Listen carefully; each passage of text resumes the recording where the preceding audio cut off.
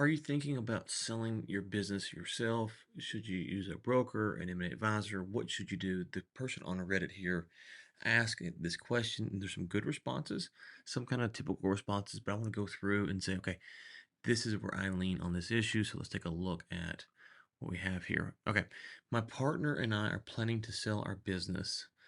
I'm curious to learn about everyone's experience and thoughts on selling a business themselves versus using a broker. My original thought was to sell it myself, but I do see a lot of recommendations online to use a broker to deal with buyers and vice versa. So I want to hear some thoughts. Okay. So first thing is that this is just not enough information to have an informed take because some of the variables I'm about to go through will help you see why. I want to put that out there that this sounds good. It sounds like a good question. And sometimes we think we're asking good questions. We find out that they're really not. So it sounds like a good question. It's a good spot to start at. Like it's a good spot to start at. The problem is without knowing more about this company, it's hard to know whether or not this is a good question. So a couple things here.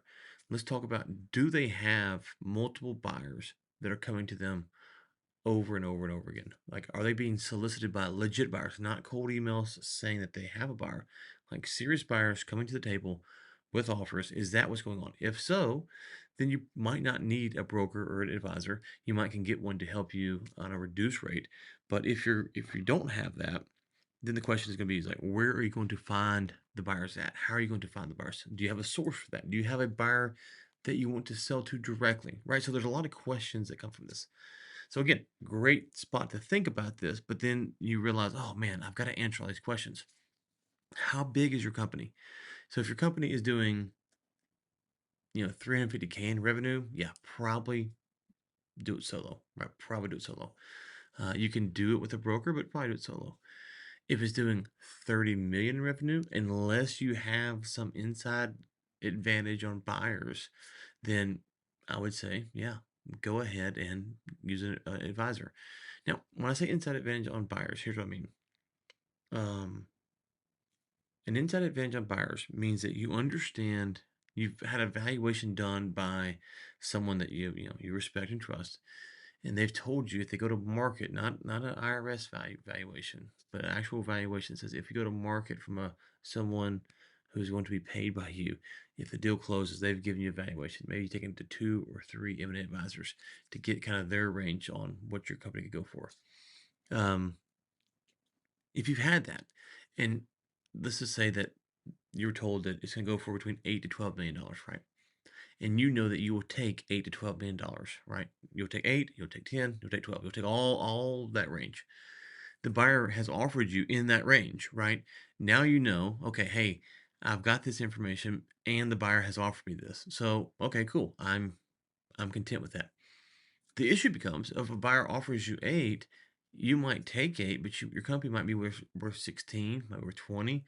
You don't really know. And so that becomes a trap. And so if you're happy and content with eight and you can live with taking eight and worth 16, cool.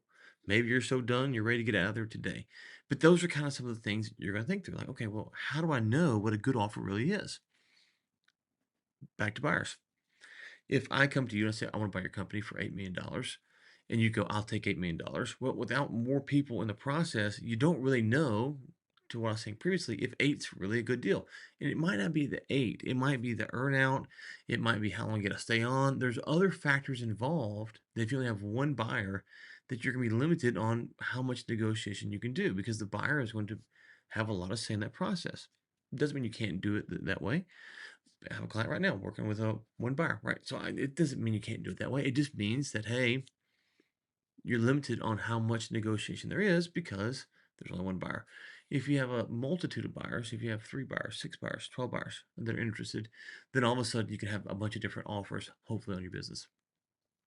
Um, Broker here, I'm just going to point this out, and some of the comments talk about brokers size. I would say if you're doing like 300K in revenue, yeah, just do it yourself if you can do that. I've seen a company, a client of mine, we sold their business, and it was a gym, and they sold it to their members because it ended up posting on the Facebook group or Facebook page like, "Hey, we're thinking about selling."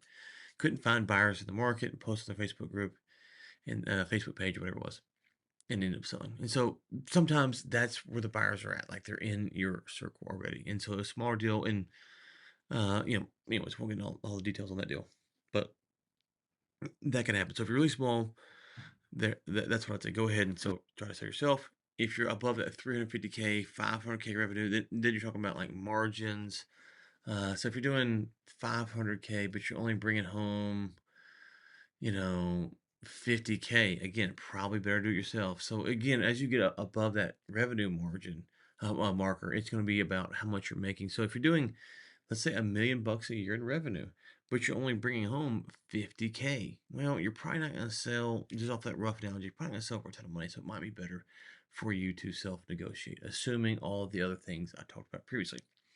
Um, in short, my biggest stress to to owners is to understand what number will make you happy.